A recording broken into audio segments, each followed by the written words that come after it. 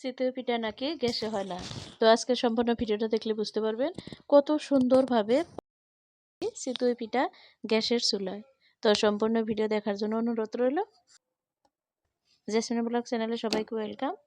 অনেক দিন পর আর একটা ভিডিও নিয়ে আসলাম। চিতই পিঠা আতপ চাউলের শুকনো গুঁড়োতে বানিয়েছি, কোনো ধরনের বেকিং সোডা বা আটা ময়দা কোনো কিছু দেওয়া হয় নাই।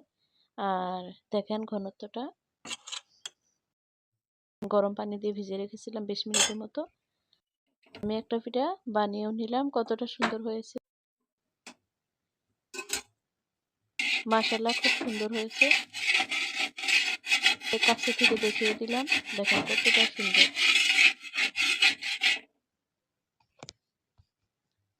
যাদের মাটির চুলার কোনো ব্যবস্থা নাই তারা কিন্তু এইভাবে গ্যাসের চুলায় করে খেতে পারেন।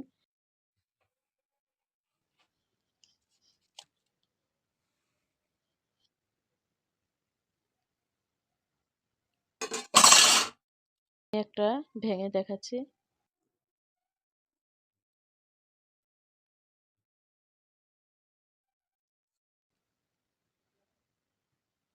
সবাই বলে গ্যাসের চুলায় নাকি চিতই পিঠা ভালো হয় না। তো দেখেন কতটা সুন্দর হয়েছে। আমি আর একটা বানিয়ে নিলাম, মাশাআল্লাহ এটাও খুব সুন্দর হয়েছে। সবগুলো পিঠাই খুব সুন্দর হয়েছে। তো আমার চ্যানেলে যারা নতুন, প্লিজ চ্যানেলটা সাবস্ক্রাইব করে দিয়ে পাশে থাকবেন, লাইক করবেন, শেয়ার করে অন্যকে দেখার সুযোগ করে দিবেন, যাতে সবাই এই ঠান্ডার দিনে চিতই পিঠা খেতে পারে। আমি এইভাবে অনেকগুলো পিঠা বানিয়ে নিয়েছি। আমি একটু লাল লাল করে ভেজে নিয়েছি, কারণ আমি গাখিরে ভিজাবো না, এগুলো এমনি খাবো সবজি দিয়ে। সবগুলো সুন্দর হয়েছে দেখেন।